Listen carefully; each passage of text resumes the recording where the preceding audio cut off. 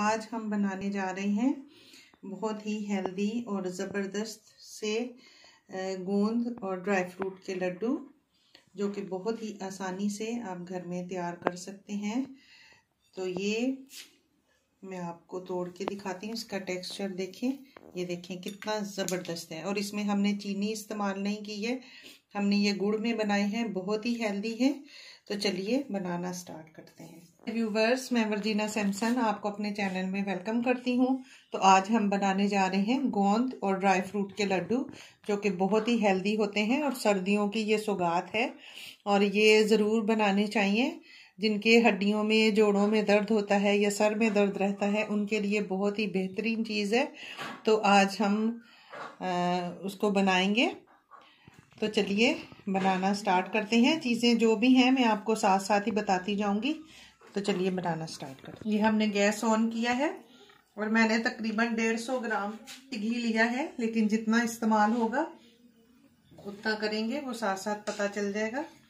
तो सबसे पहले 1 चम्मच देसी घी मैं इसमें डाल रही हूँ। तो अक्सर देसी घी बच्चे खाते नहीं हैं, तो इसलिए ऐसी चीज़ें बना लेनी चाहिए ताकि इसी बहाने बच्चे देसी घी तो खा लें कम से कम। और सारी जो ड्राई फ्रूट वगैरह हैं वो भी बच्चे आजकल के नहीं खाते हैं, तो उनके लिए तो बहुत ही ज़बरदस्त है। तो ऑयल, घी हमारा गर्म हो जाए तो फिर हम इसमें गोंद डालेंगे। ये गोंद इस तरह की होती है, ये पंसारी की दुकान से आराम से मिल जाती है। इसको ऑडिबल गम भी कहते हैं। तो ये मैंने छोटे टुकड़ों में इसको कर लिया है। अभी हम इसको घी में डालेंगे, फ्राई करेंगे और ये बिल्कुल लाइट हो जाएगी और इससे डबल हो जाएगी। तो ये मैंने 100 ग्राम ली है। इसको 2 दफ़ा करके मैं डालूंगी ताकि अच्छे तरीके से फूल जाए। तो आधी में पहले फ्राई कर लूँगी। इसको हल्की आग पे हमने फ्राई करना है। मैंने गोंद को फ्राई कर लिया है और ये देखें कितनी ये क्रंची हो गई है। अब इसको हम पीस लेंगे। तो ये हम साइड पे रख देंगे और दोबारा से कढ़ाई में हम डालेंगे 2 चम्मच। दोबारा से मैंने ये 2 चम्मच देसी घी डाल दिया है। अब हम इसमें ड्राई फ्रूट को थोड़ा सा फ्राई करेंगे। तो ये मैंने 1 कटोरी भर के ले लिए हैं। इसमें मैंने ये वॉलनट लिए हैं, अखरोट हैं और बादाम हैं और काजू हैं। ये 1 कटोरी भर के मैंने ले लिया है। हम थोड़ा सा इनको फ्राई करेंगे 1 से 2 मिनट। 1 से 2 मिनट में ही फ्राई हो जाते हैं, ज़्यादा हमने नहीं करना है। और आग को हमने स्लो ही रखना है, आग को ज़्यादा तेज़ नहीं करना। कढ़ाई को हमने दोबारा रखा है और इसमें 1 कप लिए मैंने ले लिए हैं मखाने, फूल मखाने। इनको भी हम ड्राई रोस्ट कर लेंगे। भी हमारे हो गए हैं क्रिस्पी। अभी हम इसको भी निकाल लेंगे। हम इसी कढ़ाई में घी नहीं डालेंगे, ऐसे ही हम नारियल को भी थोड़ा सा रोस्ट कर लेंगे। नारियल में तो खुद ऑयल होता है, इसकी ये ज़रूरत नहीं है। तो इसको भी हमने थोड़ा रोस्ट करना है। इसके साथ ही हम लोग इसमें डालेंगे, ये खसखस है, ये मैंने 3 चम्मच ले लिए हैं। 3 चम्मच खसखस इसमें डाल दी है। और नारियल जो हमने एक पूरा जो खोपरे का होता है पीस, उसको लेके और इसको मैंने ग्रेट कर लिया है।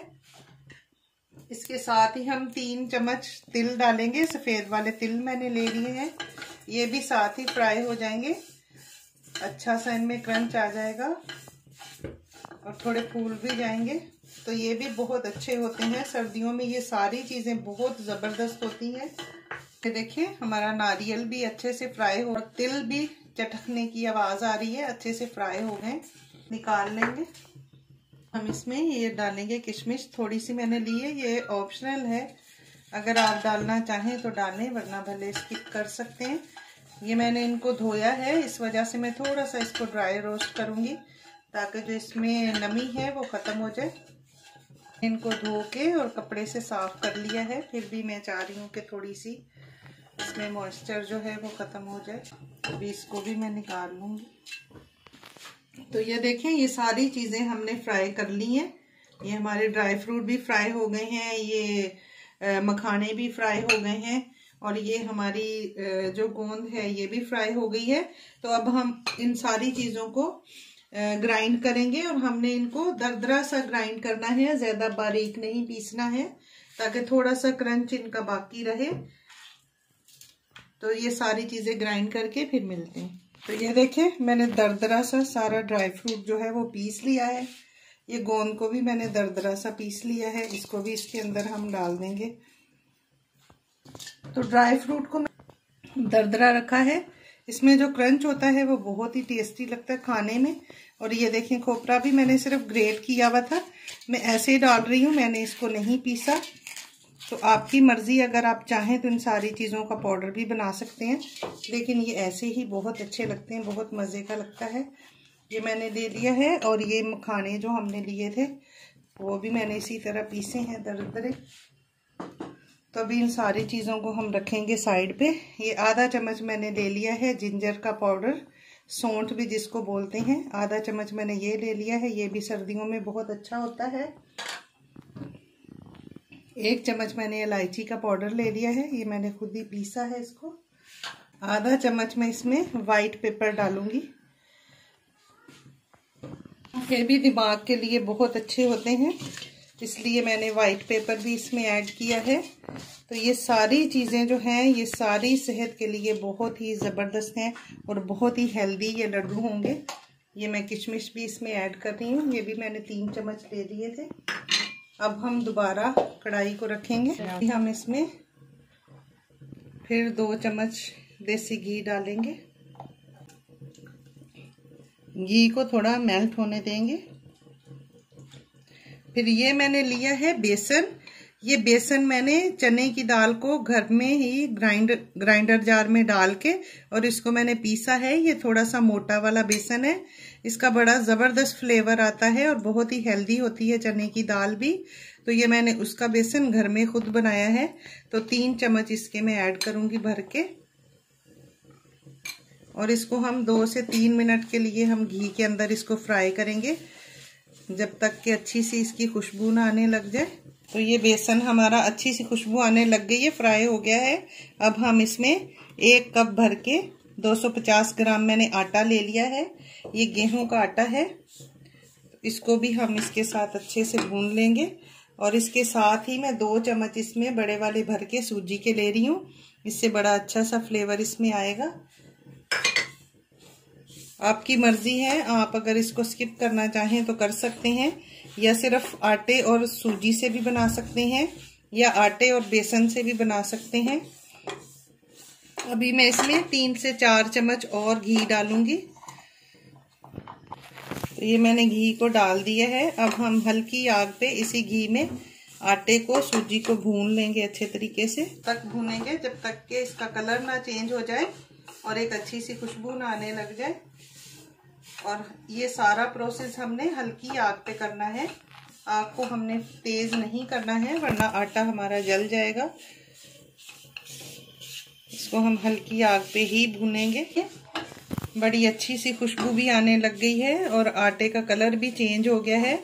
तो अब हम इसको जल्दी से निकाल देंगे और सारा उसी के अंदर डाल देंगे जो हमने पहले सारा मसाला तैयार करके रखा है। को हम इसके अंदर मिक्स कर देंगे सारी चीज़ों के साथ। इतना ज़बरदस्त, अभी से ही ऐसे भी खा सकते हैं इसको। कढ़ाई को मैंने रख दिया है ऊपर और ये 1 कप हम पानी लेंगे और इस पानी के अंदर हम 200 ग्राम गुड़ डालेंगे। 200 ग्राम से थोड़ा ज़्यादा है। इसको अच्छे तरीके से हम इसमें घोल लेंगे और गुड़ को मैंने छोटे छोटे टुकड़ों में थोड़ा सा कूट लिया था। ये देखें, हमारी चाशनी जो है वो तैयार हो गई है। ये ज़बरदस्त से बबल्स आना शुरू हो गए। हमें 1 या 2 तार की चाशनी नहीं बनानी है, हमें सिर्फ गुड़ को इसमें मेल्ट करना था और थोड़ा सा गाढ़ा होने तक इसको पकाना था। तो ये देखें कितने अच्छे से बबल आना शुरू हो गए हैं और ये हमारी चाशनी जो है वो गाढ़ी हो गई है। अब हमने जो सारा अमेज़ा तैयार करके रखा हुआ है लड्डुओं का, उसमें इसको हम छान के डाल देंगे। तो ये हमने छाननी रखी है और इसमें हम डाल देंगे ताकि अगर कोई कचरा वगैरह कभी गुड़ में होता है तो वो इसमें निकल जाए। ये देखें हमने छाना है तो ये देखें थोड़ा बहुत जो कचरा है वो निकल गया है। अभी हम इसको सारे अमेज़ा को इस तरह मिक्स कर देंगे और थोड़ा सा ठंडा होने का वेट करेंगे और फिर हम जल्दी जल्दी इसके लड्डू बांध देंगे। और हमने ज़्यादा देर नहीं करनी है, अगर ज़्यादा देर की तो लड्डू बांधे नहीं जाएंगे। अभी सारे इसको ये देखें कितना ज़बरदस्त हमने मिक्स कर लिया है और थोड़ा सा वेट करते हैं ठंडा होने का। ये देखें सारा मिक्स मैंने कर दिया है। अभी हम देखते हैं कि हाथ में ले सकते हैं या नहीं। तो इस तरह हमने इसको हाथ में लेना है, गरम है काफ़ी। तो बस हम इसके लड्डू बनाना स्टार्ट करते हैं। तो ये देखें इस तरह करके हमने इसके इस तरह लड्डू बना लेने हैं। ये देखें यही साइज़ लड्डू का होना चाहिए। आपकी मर्ज़ी है आप किस साइज़ के बनाना चाहते हैं। ये देखें ये साइज़ जो है ये बड़ा परफेक्ट है। ये देखें इस तरह हम सारे लड्डू बना के तैयार कर। ये देखिए हमारे ज़बरदस्त से गोंद के लड्डू बन के तैयार हो गए हैं। जिनके जोड़ों में दर्द रहता है, सर में दर्द होता है, जिनको नींद सही नहीं आती, उन सब के लिए ये बेस्ट ट्रीटमेंट है। तो ये बहुत ही ज़बरदस्त हेल्दी और बहुत ही आसानी से घर में आप तैयार कर सकते हैं। तो अगर आपको मेरी ये रेसिपी अच्छी लगी हो तो आप इसको लाइक, शेयर और सब्सक्राइब करें। दुआओं में याद रखें। मिलते हैं अगली वीडियो में एक नई रेसिपी के साथ। खुदा हाफिज़। Thanks for watching.